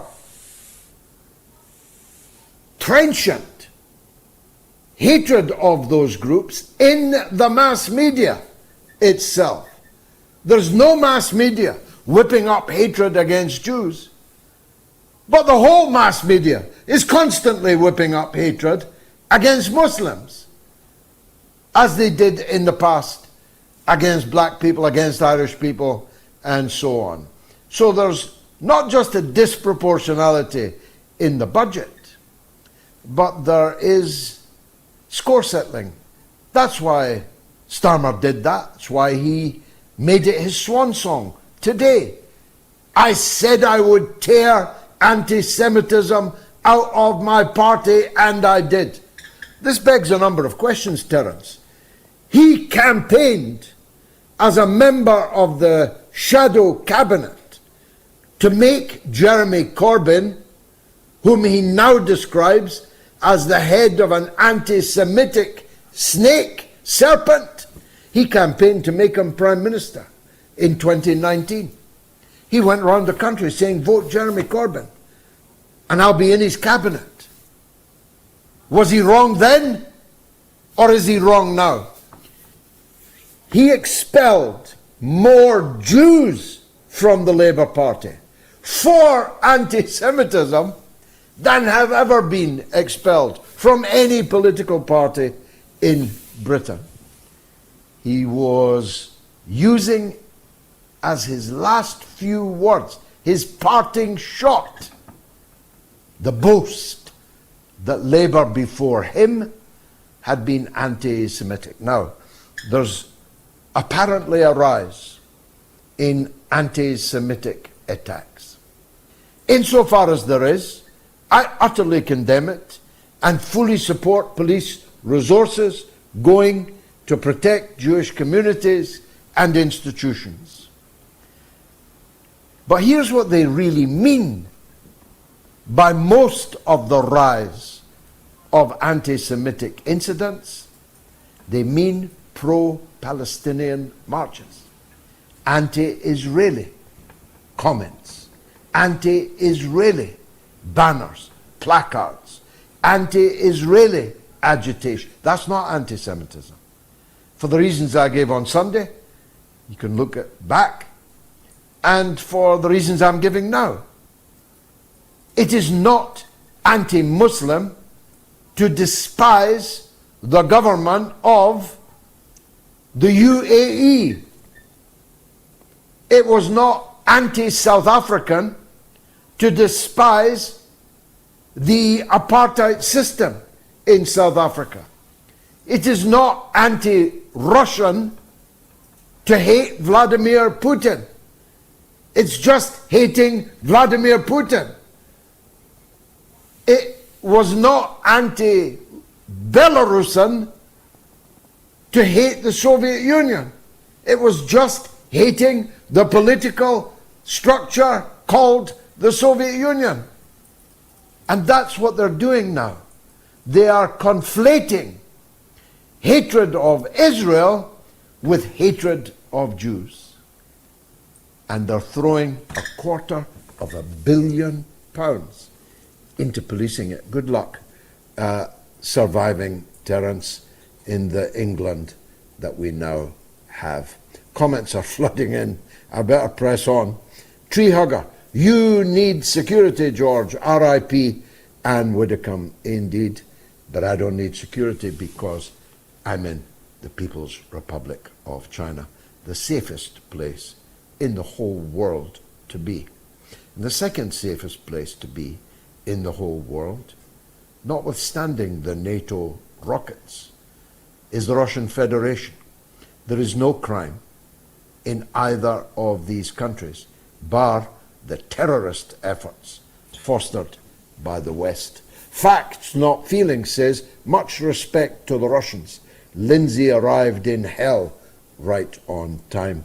And Antonio Cristoforu says Starmer gets a French Medal of Honor. Yeah, he got the Legion d'Honneur for arming Ukraine with UK taxpayers' money. The people of Britain deserve that medal rammed up Starmer's arse. He might enjoy that, Antonio. We better be careful what we wish for. He might have been a recipient of the Legion of Honor in France. He certainly enjoys no honor in the country he so briefly and ill served as Prime Minister. Raymond Hopkins says maybe the West is so hostile towards Russia because they defeated fascism in the last war, which saved Europe from Nazi Germany. Indeed, Marshal Zhukov said exactly that. We have saved Europe from fascism. They will never forgive us. Turned out to be the truest words he ever spoke. And Buitboer Blindspot says, George, greetings from South Africa. It is also necessary to talk about the wars in Somaliland, Sudan, Libya, Yemen, Mali, Niger, and Myanmar. Of course it is necessary. But these wars don't threaten World War III. And my country is not making the weapons that are being used in those wars. Although in the Sudan, some of our best friends are doing so. Neil GZ sends £5. Thank you very much. £5 sterling. Should we break up Russia, China, or Indonesia? They're much larger, more populous, and more diverse than Germany. No, we shouldn't, because they didn't invade countries in 1939, in the case of China in 1933, and mass murder 94 million people. 94 million people were mass murdered by fascism in Germany with its adjutants in Tokyo and in Rome. That's why we need to break up Germany, because it always invades its neighbors and subjugates them, crushes them under the jackboot. 3 times Paris was invaded by Germany in 70 years, in my lifetime. Imagine if a country had invaded us 3 times in my lifetime. Would you not be concerned about the rearmament? I certainly would be and am. Here is another legend on the line in Oklahoma. It's May, who wants to talk about the state of the world. Never mind the state of the union, May. What a state the world's in. Oh, that's so true, George, my dear hero. It's wonderful to talk to you today. I hope you and your family and Gayatri and everybody are doing well. I just admire your team so much for managing to follow you all over the world and put you into in contact with all of us. And I'm a supporter of you on Patreon, but I thank everyone else who supports you too.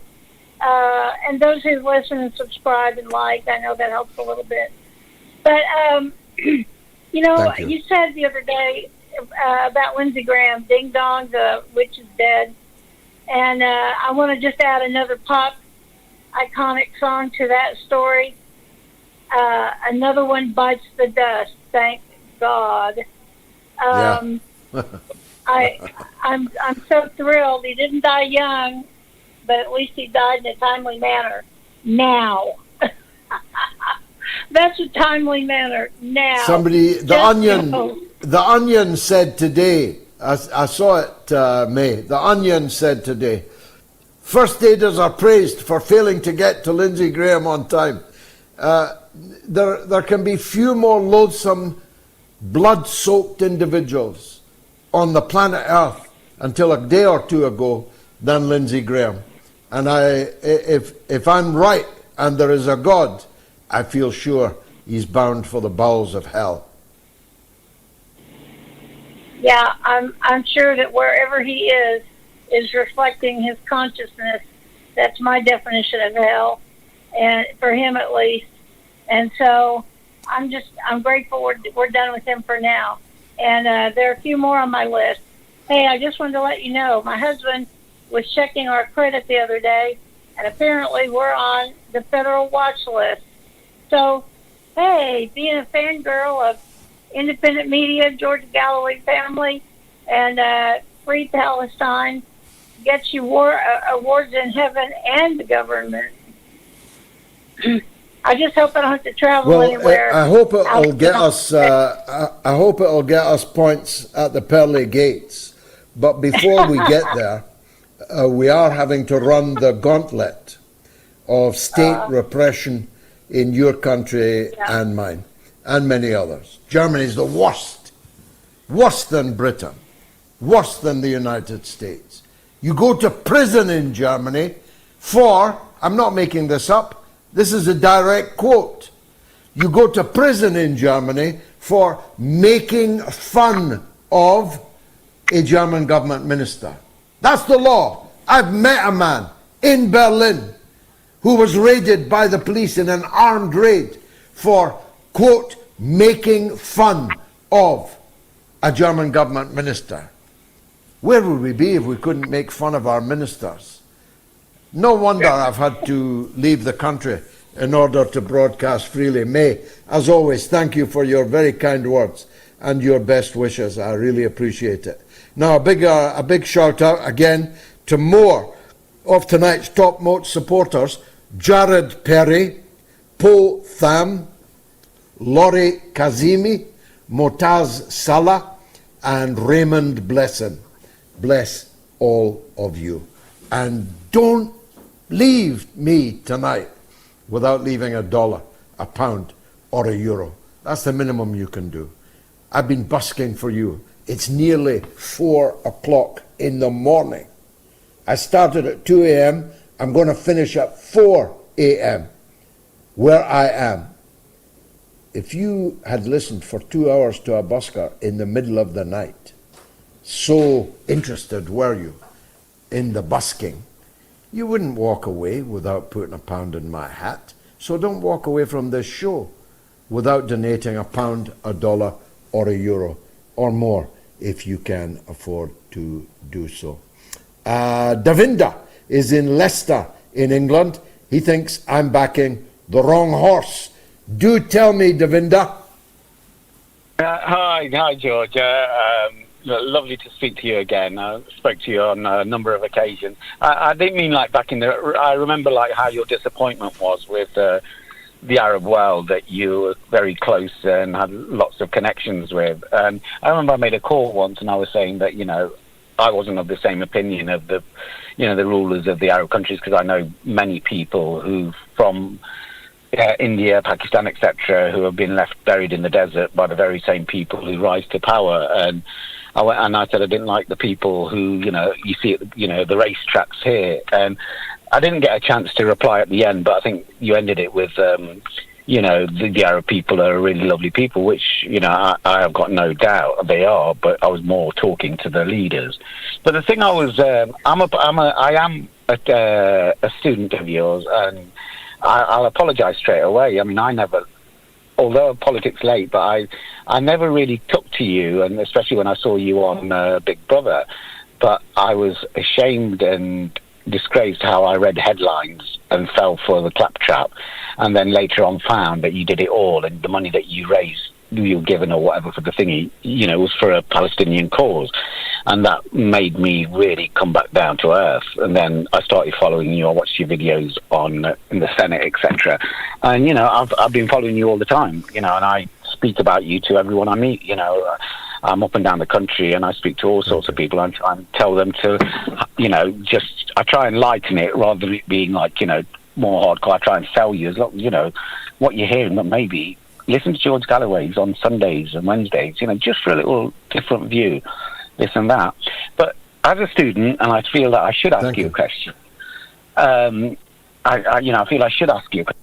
And the only thing I was always confused about, and I remember raising the Indian farmers protest in India, which I thought was one of the biggest the world has ever seen. A lot of them were peasants, from nothing, but families, children, went for over a year and a half there.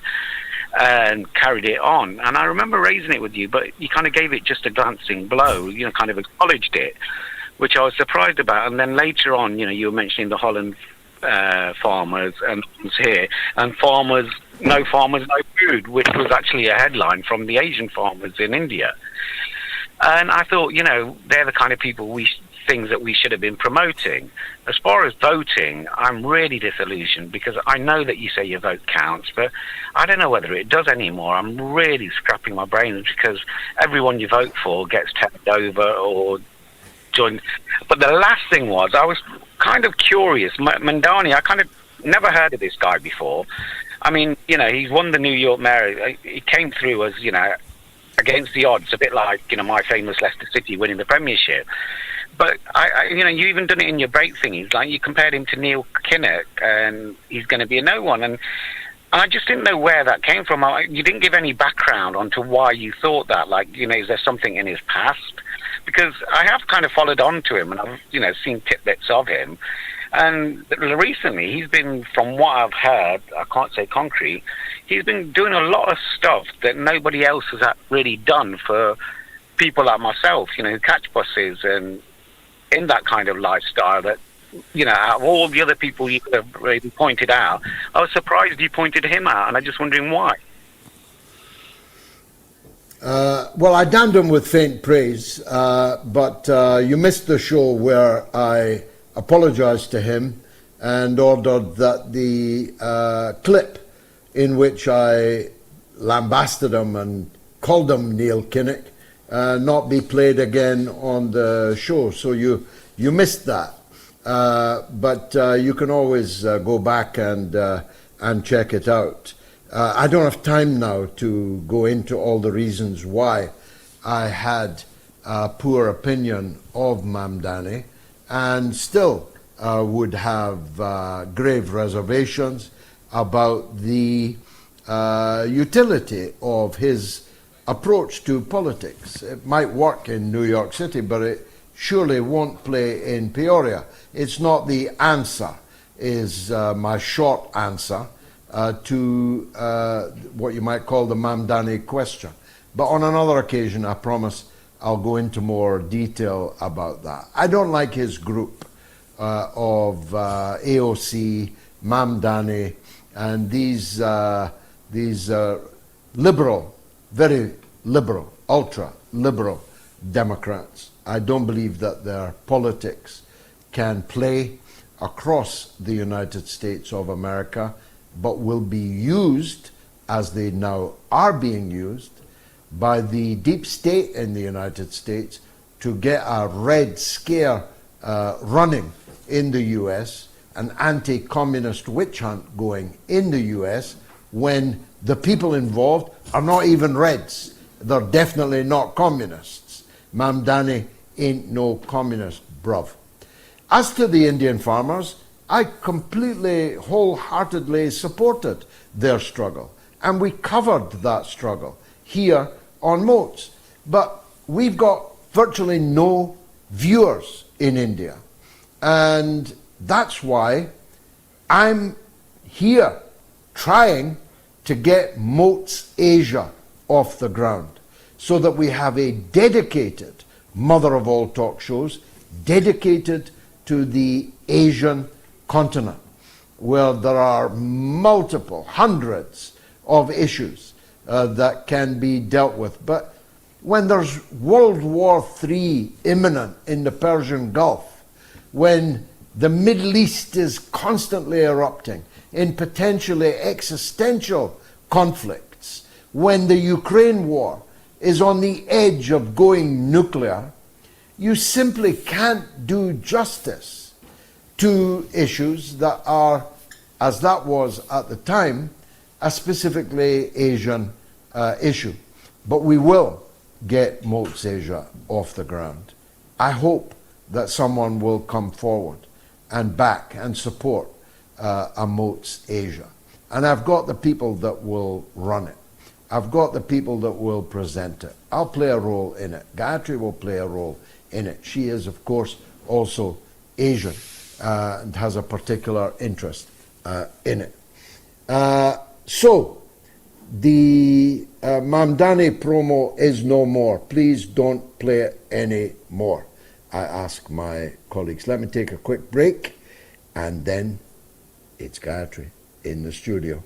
Stay tuned.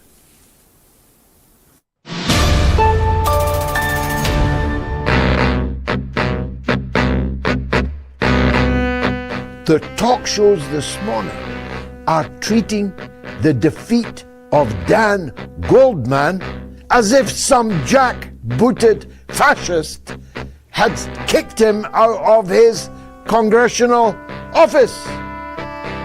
It was a Jew that beat him. One Jew beat another Jew. Goldman was the Jew that supports Netanyahu, and his challenger and the man who defeated him is also Jewish, but completely opposes the genocide in Gaza. I say sing hallelujah.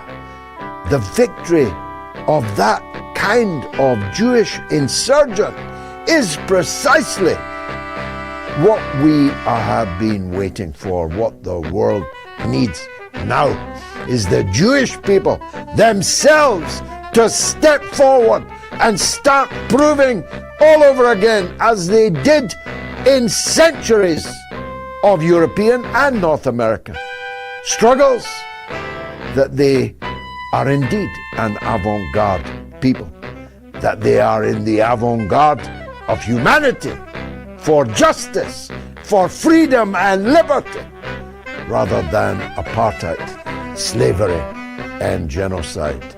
I myself want to take my hat off to Mayor Mamdani and to ask my colleagues no longer to play that jingle that basically insults him. I was wrong about Mayor Mamdani. He's doing a great job, and he is making popular ideas that America needs, and which I pray they will continue to reach for.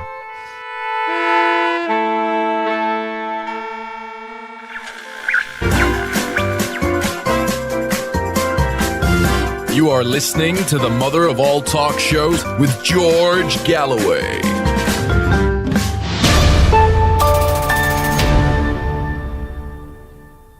And now here's the one without whom the news wouldn't be the news. Here's Gayatri. What's rattling, Gayatri? Now, last week I want to tell you about an American who was arrested in Ibiza by the Spanish police under an international arrest warrant. So he appeared in front of the judge, who then denied him bail pending the US arrest warrant. Extradition request. Now, who is this individual? His name is Fergie Chambers, and he is of American blue blood, of actually red rather, because his family is a Democratic Party royalty. His great-grandfather, James Cox, was a governor and presidential candidate, and the family owns Cox Enterprises worth 20 to 30 billion US dollars. And this is Fergie Chambers. You're looking at him right now, and he is the heir to this media empire. And as you can see, he's a pro-Palestine activist, and he is now in the Spanish jail awaiting the US extradition request. Also last week, The Economist, it splashed a front cover news with the title, "The Man Who Could Change Russia." Underneath it, a leading oligarch speaks out, warning of the looming disaster facing his country. And he's talking about Russia, and that the West should not wish for Russia to slide into chaos or a harsh self-isolation or bitter and dangerous dependence. He explains the three possible scenarios at length in his article in The Economist. And the conclusion he makes is really that as an oligarch, you can't really make money in your country and then park your wealth elsewhere, as the consequences of the Ukraine war have proven. Doesn't matter what your business and your investment are abroad, just because you're Russian, you can be sanctioned and cut off and all your assets taken. And as it happens, we know both these individuals. Well, I mean, it was a shock to us to see Fergie, because the last time we saw him was in the Buddha bar, and we had dinner with him. That's right. To let you understand, this man's family is worth $30 billion. He himself is a multi-millionaire communist. He's a hard-line communist. I mean, he makes me look like a moderate. He supports his causes wholeheartedly. They are entirely peaceful and humanitarian. And there are many Palestinian children with a crust tonight thanks to Fergie Chambers. Exactly. He has been the biggest donor to Palestinian charities, humanitarian organizations in the diaspora and in the occupied territories themselves of any individual on the planet. And he's under arrest in Spain. He's denied bail in Spain. When Sanchez is on the warpath and Trump is on the warpath with him, Exactly. and they arrest him in Ibiza and threaten to extradite him and potentially 20 years in prison for helping poor, starving, broken, ruined, destroyed Palestinian families who have been destroyed by the very government of Donald Trump that is now seeking his extradition. So I very much hope that the whole world that cares about Palestine will care about Fergie Chambers. I mean, by the way, he let me buy that dinner in the Buddha bar. I have zero benefit from him. In fact, I bought him 2 dinners and he's bought me none. So I'm not saying this because I'm in any way in his debt. I'm not. I'm in his debt only as a human being that cares about Palestine. And he's done more for Palestine with his own money than anybody else on the planet. We must save Fergie Chambers. As to the other fellow, so this is a tale of 2 oligarchs, isn't it? It is. This is why But I wanted only to one of them present is it called such. an oligarch. Andre is an oligarch because he's a really rich guy from Russia. But Fergie is not an oligarch, though he's a very rich guy from the United States. Well, And you can continue like that, of Well, course. of course, yeah. I mean, how many rich people in Britain do we know? But nobody ever calls them an oligarch. Oligarch is a term apparently reserved for Russian rich guys. Now, the difference between the rich guy on the front page of The Economist, it's a brilliant article, by the way. Of course, you've got to disregard all the dressing put in by The Economist, which is an anti-Russian magazine. But if you read his op-ed, it's one of the most powerful pieces of common sense. It's a common sense appeal to the world not to push Russia's back to the wall. Don't dream of breaking Russia up. Don't make the Russians get desperate, because if they get desperate, the result will not be good for everybody, including the Russians, but definitely including us. And that point you just made is critical. He's a guy who made a fortune as a businessman and then moved to Switzerland and London. And he thought because he put in so much investment overseas because he bought property overseas, because he tipped waiters handsomely overseas, And because people liked him. And because he thought Switzerland was so-called neutral. Yeah. Switzerland was once upon a time pretending to be neutral. They stole his money. Now, don't cry for him. He doesn't cry for himself. I've never met a guy like it. He's lost a fortune, stolen from him, like Abramovich. But he doesn't cry about it. In fact, he brushes it off his shoulder, and he's got plenty of money left where he is now in Russia. So I'm not saying cry for him. Don't cry for me, Argentina. Hope England are beating them. He is making the point that he should have stayed in Russia. He should have kept his money in Russia. He made his money in Russia. He should have invested it in Russia. And that's the ineluctable conclusion for anybody. Don't invest your money in Western capitalist countries.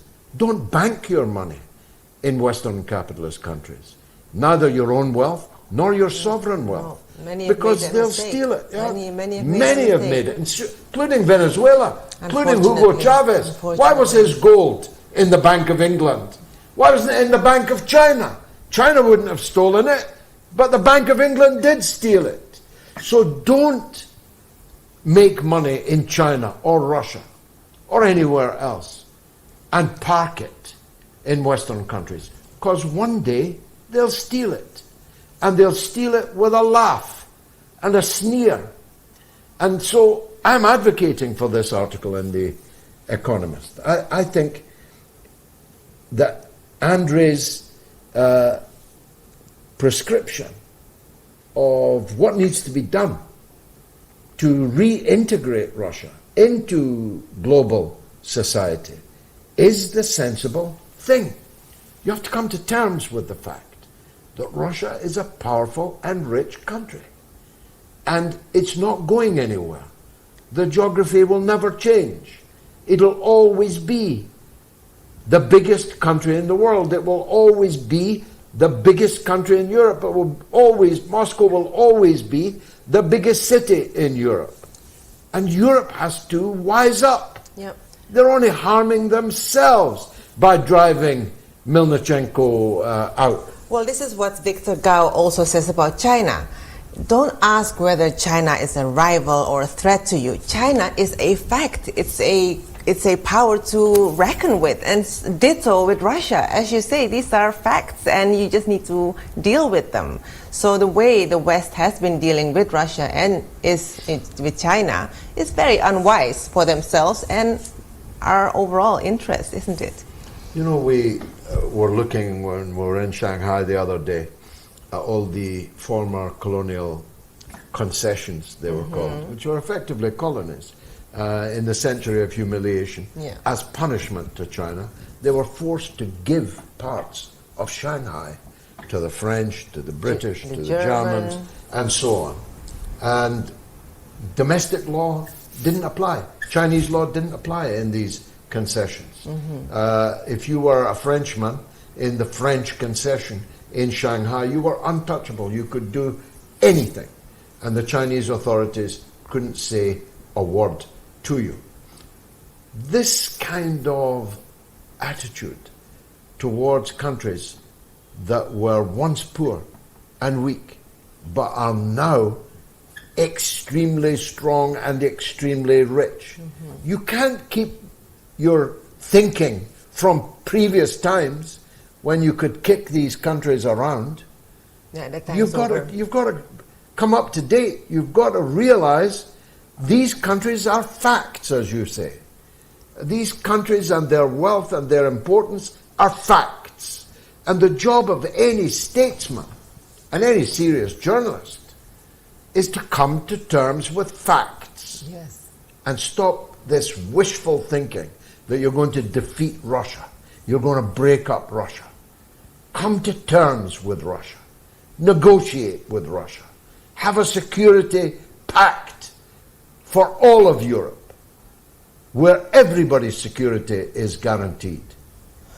Well, that's about all we've got time for. Yes, we could have gone on for for longer about this because it's such an intensive subject that affects us so If you much. get a But chance, somebody should, I don't know if The Economist would allow it, but somebody should publish Andre's article so there's no paywall involved. Hope I'm not making an improper suggestion. But we need to get this article widely read across the world by people who make decisions and who influence decisions. And tucked away behind a paywall in The Economist is probably not the best place now for it to be. I hope you'll make an effort to try and read it. And thanks for joining us. It's more later than 4 a.m. here in China. I used to take my wife for chips after the show. Now I take her for breakfast. Isn't life marvelous? It's been marvelous. It's been a great show, I think. I hope you agree. If you enjoyed it, tell somebody else and bring them on Sunday. Yes, Sunday. For the Mothership. Mother of all talk shows. Good night.